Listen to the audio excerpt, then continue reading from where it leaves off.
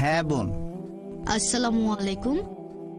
আমার নাম আয়শা, ফিলিপাইন্স থেকে এসেছি। আমার একটা প্রশ্ন আছে। আমি 1 বছর আগে মুসলিম হয়েছি। আমি আসলে আলহামদুলিল্লাহ। আমি আসলে কয়েকটা বিষয় নিয়ে বলতে চাই। 1 নম্বর, আমি দেখেছি যে বেশিরভাগ মুসলিম তারা অন্য ধর্মের দুর্বলতা বা সীমাবদ্ধতাগুলো নিয়ে কথা বলে থাকে। আমরা কেন ভালো জিনিসগুলোকে দৃষ্টান্ত হিসেবে তুলে ধরছি না তাদের সামনে? আজকে আপনার লেকচারে যেমন শুনলাম, আমরা খ্রিস্টানদের চাইতে উন্নত। বর্তমানে আমি ইসলামিক সেন্টারে পড়াশোনা করছি। সেখানে আমাদেরকে এভাবে শেখানো হয়েছে যে একজন মানুষ কখনোই অন্য আরেকজন মানুষকে বিচার করতে পারে না। একমাত্র আল্লাহ সুবহানাহু ওয়া তাআলাই বলতে পারেন যে অমুক লোকটার অন্তর ভালো, সে ভালো লোক। পৃথিবীর কোনো মানুষ বিচার করতে পারে না। আপনি এই ব্যাপারে কি বলবেন? বোন, আপনি প্রশ্ন করলেন যে একমাত্র আল্লাহ তাআলাই বিচার করতে পারেন আমাদের অন্তর। আমি আপনার সঙ্গে একমত। আপনি বললেন যে আমরা কেন এভাবে বলি যে আমরা তুলনায় উন্নত, আমরা ভালো জিনিসগুলো উপস্থাপন করব। বোন, আমি আজকের লেকচারে যেটা করেছি, আমি খ্রিস্টান ধর্মের ভালো জিনিসগুলো নিয়েছি। আমি খ্রিস্টানদের উদ্দেশ্যে বলেছি যে যদি আপনারা যীশু খ্রিস্টের দেয়া শিক্ষাগুলো মেনে চলেন তাহলে সেটা হবে ভালো। আমি তাদের উপরে তুলেছি, তাদেরকে ছোট করতে চাচ্ছি না। আপনি আমার কথাগুলো বুঝতে পারেননি। আমি আসলে বোঝাতে চেয়েছি, যখন এই কথাটা বলেছিলাম যে খ্রিস্টান বলতে যদি তাদের বোঝায় যারা যীশু খ্রিস্টের শিক্ষাগুলো ভালোভাবে মেনে চলে, তাহলে আমরা মুসলিমরা খ্রিস্টানদের চেয়ে আরো বেশি খ্রিস্টান। কোরআনের আয়াত মেনে আমি বলার চেষ্টা করেছি, এসো সেই কথায় যা তোমাদের ও আমাদের মধ্যে এক। আমি কখনোই বলিনি যে আমরা তাদের চেয়ে উন্নত, বলেছি বাইবেলকে তাদের চেয়ে বেশি মানি, এটাই বলেছি। তারপর বলেছি আপনারাও কেন বাইবেলের কথাগুলো মেনে চলেন না, অন্তত সেগুলো মানেন যেটা কমন। আমি বাইবেল থেকে ভালো জিনিসগুলো নিয়েছি। যদি আপনাদের বাইবেল বলে যে শালীনতা বজায় রাখো, মহিলারা মাথায় কাপড় দেবে, মহিলারা পর্দার আড়ালে থাকবে, মহিলারা শালীন হবে, আমি বলছি আপনারা শালীন থাকছেন না কেন? কখন প্রমাণ করার চেষ্টা করলাম যে আমরা হচ্ছি উন্নত তাদের চেয়ে? আমি বলতে চেয়েছি আসুন আমরা অন্তত সেগুলো মেনে চলার চেষ্টা করি যেগুলো কমন। এটা আমার বানানো কৌশল না, আমাদের সৃষ্টিকর্তা আল্লাহ তাআলা এটা বলেছেন, এটা আমার বানানো না।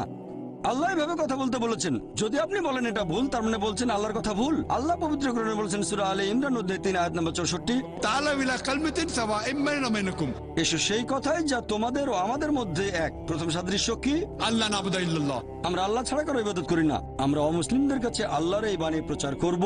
আমরা সাদৃশ্যগুলো দেখব, সবচেয়ে সেরা সাদৃশ্য এক আল্লাহর ইবাদত করব।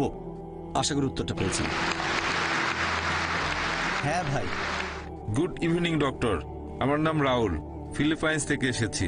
আমি একটি বিষয় নিয়ে একটু বিস্তারিত জানতে চাচ্ছিলাম যে ইসলাম ধর্মে নবী ইব্রাহিমের ছেলে ইসমাইল, তার গুরুত্ব কতখানি? ভাই, আপনি প্রশ্ন করলেন যে হযরত ইসমাইল আলাইহিস সালামের গুরুত্ব কতখানি ইসলাম ধর্মে। আমরা বিশ্বাস করি যে ইসমাইল আলাইহিস সালাম নবী ইব্রাহিমের ছেলে। এই কথাটা শুধু পবিত্র কোরআনে নয়, খ্রিস্টানদের বাইবেলও আছে। বাইবেল আর কোরআন দুটোতেই এরকম বলা হয়েছে যে ইব্রাহিম আলাইহিস সালাম তার ছিল 2 জন স্ত্রী, সারা এবং হাজেরা। এই কথাটা বাইবেলে উল্লেখ করা হয়েছে, পবিত্র কোরআনও আছে। এখন আইজাক, তিনি শান্তিতে থাকুন। ইসহাক, তার মা ছিলেন সারা, তিনি শান্তিতে থাকুন। আর ইসমাইল আলাইহিস সালামের মা ছিলেন হাজেরা, তিনিও শান্তিতে থাকুন। তাহলে তারা দুজনেই ছিলেন নবী, ইব্রাহিম আলাইহিস সালামের সন্তান। তারা দুজনেই ছিলেন আল্লাহর নবী। আমরা দুজনকেই ভালোবাসবো এবং শ্রদ্ধা করব। আশা করি উত্তরটা পেয়েছেন। হ্যাঁ ভাই। আসসালামু আলাইকুম। আমার প্রশ্নটা আগের এক মহিলার প্রশ্নের কথার প্রসঙ্গ ধরে, যিনি বলেছিলেন যে ধর্মের মধ্যে ভালো জিনিসগুলো দৃষ্টান্ত হিসেবে তুলে ধরতে হবে। এখন আমি বিশ্বাস করি যে ইসলাম হচ্ছে বড় একটা চেইনের ছোট একটা অংশ। এখানে প্রথমে আমাদেরকে দেখতে হবে ইহুদি ধর্ম, খ্রিস্টান ধর্ম, তারপর ইসলাম। একজন সত্যিকারের মুসলিম হতে গেলে আপনাকে প্রথমে বিশ্বাস করতে হবে ইহুদি আর খ্রিস্টান ধর্ম। আমার প্রশ্নটা হলো, ইসলাম ধর্ম যীশু খ্রিস্টের ক্রুশবিদ্ধ হওয়া সম্পর্কে কি বলেছে? আমি যীশু খ্রিস্টের ক্রুশবিদ্ধ হওয়ার উপরে ইসলামিক গল্পটা বিস্তারিত জানতে চাচ্ছিলাম। আর আমার মনে হয় যদি এই ব্যাপারগুলো পরিষ্কারভাবে ব্যাখ্যা করা যায় তাহলে আমাদের মধ্যে আর তেমন কোনো পার্থক্য থাকবে না, মাঝখানের দূরত্বটাও অনেকখানি কমে যাবে। ভাই আপনি প্রশ্ন করলেন, এখানে একটা প্রশ্নের ভেতরে দুটো অংশ। আপনার মতে একজন মুসলিম তখনই মুসলিম হতে পারে যদি আগে ইহুদি আর খ্রিস্টান ধর্ম বুঝে তারপর ইসলাম বুঝতে চায়। আমি এটা মানতে পারছি না। আল্লাহ পবিত্র কোরআনে বলেছেন সূরা আলে ইমরান অধ্যায় নম্বর 3 আয়াত নম্বর 19, আল্লাহ সুবহানাহু ওয়া তাআলার কাছে একমাত্র গ্রহণযোগ্য দিন হচ্ছে ইসলাম। মুসা নবী যে ধর্ম প্রচার করেছেন সেটা আসলে ছিল ইসলাম, তিনি ইহুদি ধর্ম প্রচার করেননি। যীশু খ্রিস্ট যে ধর্মটা প্রচার করেছেন সেটাও ছিল আসলে ইসলাম, তিনি খ্রিস্টান ধর্ম প্রচার করেননি। খ্রিস্টান ধর্ম শব্দটা বাইবেলের কোথাও নেই, এটা কি জানেন? খ্রিস্টান ধর্ম যে শব্দটা বাইবেলে কোথাও খুঁজে পাবেন না। খ্রিস্টান শব্দটা প্রথম ব্যবহার করা হয়েছে বুক অফ অ্যাক্টসে। বুক অফ অ্যাক্টস বলছে যে অ্যান্টিওকের লোকজন তারা যীশু খ্রিস্টের অনুসারীদেরকে ডাকতো খ্রিস্টান বলে, এই নামটা দেওয়া হয়েছে আর সেটা দিয়েছে অ্যান্টিওকের লোকজন। যীশু খ্রিস্ট তার জীবদ্দশায় কোনোদিন খ্রিস্টান শব্দটা শোনেননি, এটা কি জানেন? তাহলে তিনি খ্রিস্টান ধর্ম প্রচার করবেন কিভাবে? আপনি যেটা বললেন যে একজন মুসলিম প্রথমে জানবে ইহুদি আর খ্রিস্টান ধর্ম তারপর ইসলাম সম্পর্কে, এটা পুরোপুরি ভুল। আল্লাহর কাছে একমাত্র গ্রহণযোগ্য দিন হচ্ছে ইসলাম। আল্লাহর সব নবী রাসূলগণ প্রচার করেছেন ইসলাম। আপনি এখনকার দিনে যে বাইবেল আর অন্যান্য ধর্মগ্রন্থ দেখছেন এগুলো আসলে মূল আসমানি কিতাবের বিকৃত রূপ। এবার আপনার প্রশ্নটা যে ইসলাম যিশুর ক্রুশবিদ্ধ হওয়া সম্পর্কে কি বলে, এ ব্যাপারে ইসলামের দৃষ্টিভঙ্গিটা কেমন? কোরআন বলছে সূরা নিসা অধ্যায় নম্বর 4 আয়াত নম্বর 157 যে তারা বড়াই করে বলে আমরা মরিয়মের পুত্র যিশুকে হত্যা করেছি। ইহুদিরা তারা বড়াই করে বলে আমরা মরিয়মের পুত্র যিশুকে হত্যা করেছি। وما قتلوا وما صلبوه তারা তাকে হত্যা করেনি, তাকে ক্রুশবিদ্ধও করেনি, ولكن شبه لهم কিন্তু তাদের এরকম বিভ্রম হয়েছিল। যারা তার সম্পর্কে মতভেদ করেছিল তারা সংশয়যুক্ত ছিল, إلا اتباع الظن অনুমান ছাড়া তাদের কোনো জ্ঞানই ছিল না। وما قتلوه يقينا আর এটা ছিল নিশ্চিত যে তারা তাকে হত্যা করেনি। তাহলে পবিত্র কোরআন অনুযায়ী ইহুদিরা বড়াই করে বলেছিল তারা যিশু আলাইহিস সালামকে হত্যা করেছে, তবে তারা তাকে হত্যা করেনি, তাকে ক্রুশবিদ্ধও করেনি, কিন্তু তাদের এরকম বিভ্রম হয়েছিল। যারা মতভেদ করেছিল তারা সংশয়যুক্ত ছিল, অনুমান ছাড়া তাদের কোনো জ্ঞান ছিল না। এটা নিশ্চিত তারা তাকে হত্যা করেনি। তাহলে পবিত্র কোরআনের ভিত্তিতে আমরা বিশ্বাস করি যীশু খ্রিস্ট ক্রুশবিদ্ধ হয়ে মারা যাননি। মানুষের এরকম বিভ্রম হয়েছিল। আমি একটা বিতর্ক করেছিলাম যে যীশু খ্রিস্ট কি সত্যি ক্রুশবিদ্ধ হয়েছিলেন। ক্রুসিফিক্সন মানে কোনো ব্যক্তি ক্রুশবিদ্ধ হয়ে মারা যাওয়া। সেই বিতর্কে আমি প্রমাণ করেছিলাম যে যীশু খ্রিস্ট আসলে ক্রুশবিদ্ধ হয়ে মারা যাননি। এটার কোনো ইংরেজি শব্দ নেই যে একজনকে ক্রুশবিদ্ধ করা হয়েছে কিন্তু সে মারা যায়নি। তাই আমরা নতুন একটা শব্দ চালু করেছি, ক্রুসিফিকশন। FICTION, ফিকশন, ফিকশন না, FIXION না। আমরা বিশ্বাস করি এটা হলো ক্রুসিফিকশন, CRUCIFICTION, তবে ক্রুসিফিকশন না, FIXION। আমি সেই বিতর্কে প্রমাণ করেছিলাম যে তিনি ক্রুশবিদ্ধ হয়ে মারা যাননি। এখানে একটু সংক্ষেপে বলি যাতে খ্রিস্টান ভাই বোনেরা বুঝতে পারেন। অল্প কথা এখানে প্রমাণ করে দেখাচ্ছি যীশু খ্রিস্ট ক্রুশবিদ্ধ হয়ে মারা যাননি, তিনি ক্রুশবিদ্ধ হয়ে মারা যাননি।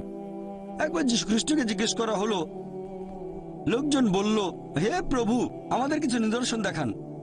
এটা পাবেন বাইবেলে গসপেল অফ ম্যাথিউ অধ্যায় নম্বর 12 অনুচ্ছেদ 38। যিশু বললেন তোমরা পাপী আর ব্যভিচারী জাতি আমার কাছে নিদর্শন দেখতে চাচ্ছ, কোন নিদর্শনই দেখানো হবে না শুধুমাত্র ইউনুসের নিদর্শন বাদে। যেভাবে ইউনুস ছিলেন 3 দিন এবং 3 রাত একটা তিমি মাছের পেটে, সেই একইভাবে মানবপুত্র থাকবেন 3 দিন এবং 3 রাত পৃথিবীর বুকের ভেতরে। এখন যারা খ্রিস্টান ধর্মের অনুসারী তারা ইউনুসের নিদর্শনটা জানেন। ওল্ড টেস্টামেন্টের বুক অফ জোনা, এটা মাত্র 1 পাতার বই, 2 পৃষ্ঠা।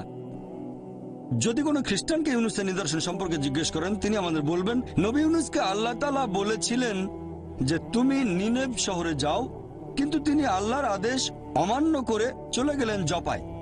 তারপর যখন তিনি জাহাজে ভ্রমণ করছেন তখন হঠাৎ ঝড় উঠল, আর তখন মানুষজন এরকম চিন্তা করত যে হঠাৎ ঝড় উঠেছে, তার মানে নিশ্চয়ই কেউ আল্লাহ তাআলার আদেশ অমান্য করেছে। সবাই ভয় পেয়ে গেল। তখন ইউনুস আলাইহিস সালাম এগিয়ে এসে বললেন আমি আল্লাহর আদেশ অমান্য করেছি। তখনকার দিনে মানুষ এরকম বিশ্বাস করত যে দোষী ব্যক্তিকে যদি সমুদ্রে ফেলে দেওয়া হয় সমুদ্র শান্ত হয়ে যাবে। তাই জাহাজের লোকজন তখন ইউনুসকে সমুদ্রে ফেলে দিল। যখন তারা ইউনুসকে সমুদ্রে ফেলেছিল তখন তিনি জীবিত না মৃত? জীবিত না মৃত? জীবিত। জীবিত ছিলেন। তারপর যখন তিনি সমুদ্রের পানিতে, সাধারণত ঝড়ের মধ্যে এরকম উত্তাল সমুদ্রে একজন মানুষ পড়লেই মারা যাবে, কিন্তু ইউনুস মারা গেলেন না, তিনি শান্তিতে থাকুন, বেঁচে থাকলেন। তখন একটা মাছ এসে তাকে গিলে ফেললো। যখন মাছটা তাকে গিলে ফেললো তখন তিনি জীবিত না মৃত? জীবিত। তখনও জীবিত। তিনি মারা গেলে নিদর্শন হতো না। বেঁচে আছেন, এটা হচ্ছে নিদর্শন। 3 দিন আর 3 রাত ধরে সেই মাছটা সাগরে ঘুরে বেড়ালো, ভেতরের মানুষটা দম বন্ধ হয়ে মারা যাওয়ার কথা, কিন্তু মারা গেল না, এটাই নিদর্শন। মাছটা বমি করে তাকে বের করে দিল সমুদ্রের তীরে। মারা যেতে পারতেন, কিন্তু মারা গেলেন না। এটা আসলে খুবই আশ্চর্য একটা নিদর্শন। সমুদ্রে ফেলে দেওয়া হলো, তিনি মারা গেলেন না। একটা মাছ এসে তাকে গিলে ফেললো, মারা গেলেন না। 3 দিন 3 রাত সেই মাছের পেটের ভেতরে থাকলেন, কিন্তু মারা গেলেন না। মাছটা বমি করে তাকে বের করে দিল, তিনি মারা গেলেন না। খুবই আশ্চর্যজনক একটা নিদর্শন। যীশু খ্রিস্ট তার নিজের মুখে বলেছিলেন যে যেভাবে ইউনুস 3 দিন এবং 3 রাত ছিল তিমি মাছের পেটে, সেই একইভাবে মানবপুত্র 3 দিন এবং 3 রাত থাকবেন পৃথিবীর বুকের ভেতরে। একজন খ্রিস্টানকে জিজ্ঞেস করেন, যীশু খ্রিস্ট যে সময় সমাধিকক্ষে ছিলেন, ধরে নিলাম 3 দিন 3 রাত ধরে, তখন তিনি জীবিত না মৃত? তিনি তখন জীবিত না মৃত? খ্রিস্টানরা উত্তরে বলবে তিনি ছিলেন মৃত। তাহলে তো এটা পরস্পর বিরোধী। যিশু যদি ইউনুসের নিদর্শন নিয়ে ভবিষ্যৎবাণীটা পূরণ করতে চান, তাকে থাকতে হবে জীবিত।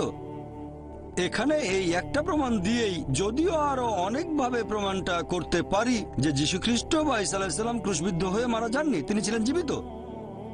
তাহলে এটার ভিত্তিতে আমরা খ্রিস্টানদের বাইবেল দিয়েই প্রমাণ করতে পারি যে যীশু খ্রিস্ট কখনোই ক্রুশবিদ্ধ হয়ে মারা যাননি।